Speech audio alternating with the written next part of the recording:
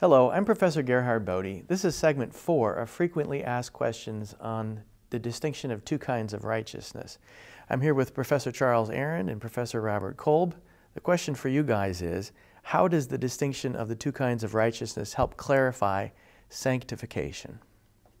Well, I think one of the things with which Lutheran pastors have struggled with over the years, I know certainly I have, is how do you address the Christian life without impinging or undermining the doctrine of justification.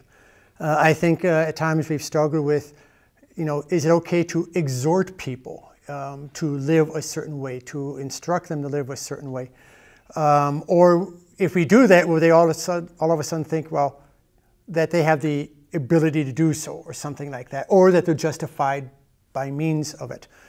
And we've seen over the years, when it comes to the matter of Christian life, our Lutheran people often, if they don't find something in Lutheran materials, they run to the local Christian bookstore and find all kinds of books that are more than happy to instruct them on how to live the Christian life. So I think for me, one of the values of the two kinds of righteousness is by distinguishing between how we are justified before God and how we live in the world or in the eyes of other people. It allows us to make use of those biblical exhortations. Help your neighbor. Share the gospel. Take care of your neighbor. But always with a disclaimer. In other words, it doesn't justify you. Why do you help your neighbor? Well, one, that's what God made us to be, the identity performance. Two, it's good for your neighbor. And it's what God kind of wants us to do. So it allows us to carve out a certain amount of space to talk about, to exhort or instruct in a way that, like I say, with a disclaimer, so it doesn't infringe on justification, but say, this is what God made us to be like. This is how God created us to live, and it furthers His creation, and it furthers the well-being of our neighbor. I think you've hit the nail on the head. I like to use the illustration of a child, a baby. Luther didn't use this illustration in connection with his two kinds of righteousness discussions, but it really fills his theology. God as Father, particularly interestingly enough after his first one or two children were born. But we all distinguish our DNA or our core identity, the person that we are because our parents conceived and gave us birth, from the way we perform today. Our parents distinguish that too. They may be very angry with us, but they still think they're stuck with us. They're our parents. And so it's just as Chuck has said, we distinguish who we are because God has given us new birth in our baptisms, which was, according to some scholars, the very basis of the doctrine of justification as Luther developed it. So we're given our new birth, but I don't know of any parent who says, oh, what a cute, cuddly baby, I hope the baby never changes. We all have expectations. We expect the performance of our children. And I don't know any child that didn't come from Lake Wobegon. Every child I know has walked or talked before his or her cousins. And so the distinction of two kinds of being a child is very clear to us. And so we shouldn't really have that trouble, but we do, because somehow we are trained, I suppose, by our culture to think of our real selves as what we do rather than the gift of our identity from God. Yeah, if I could pick up on what you just said, Bob, I might even expand it to, in terms of our identity. You picked up our identity as a child, which means we then live as a child. I might even expand it to include our identity as a human creature. Yes. Because just as we were justified without any merit or works, so we were created that way. And as human creatures, God created us, one might say for a purpose, in other words, to look after His creation. And so we have sort of this identity both as human creatures in the first article who have also been made into children of God as a result of the second and third article through baptism.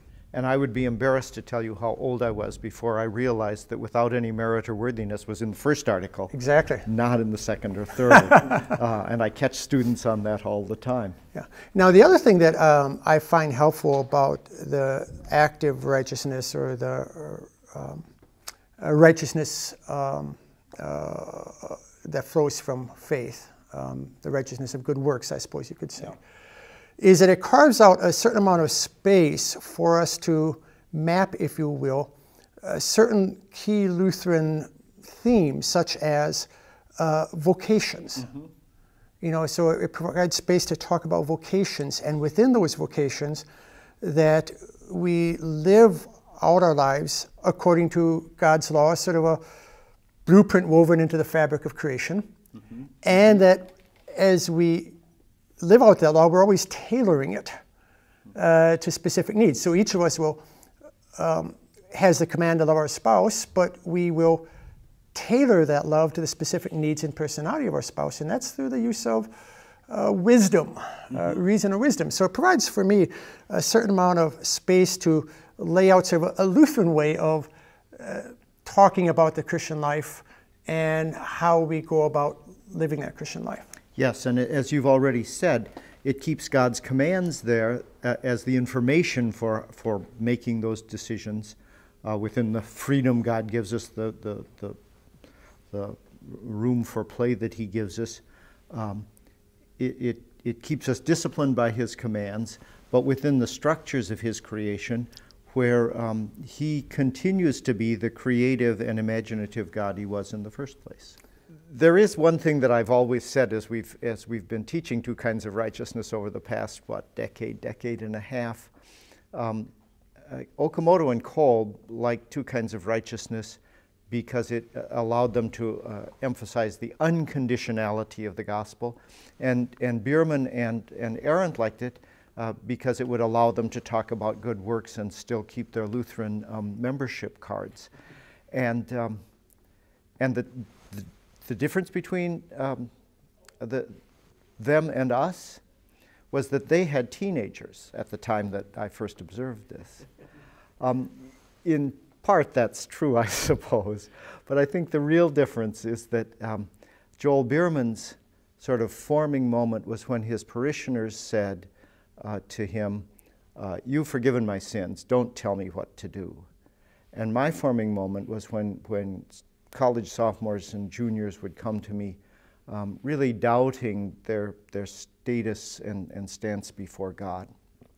And so I think this enables us to bring both justification and sanctification with special clarity. Yeah, I was going to say, I mean, I think what one has to emphasize is that we seek both kinds of righteousness, yes, but for different reasons. Yes. I seek only the righteousness of Christ in my relationship with God, coram Deo for justification.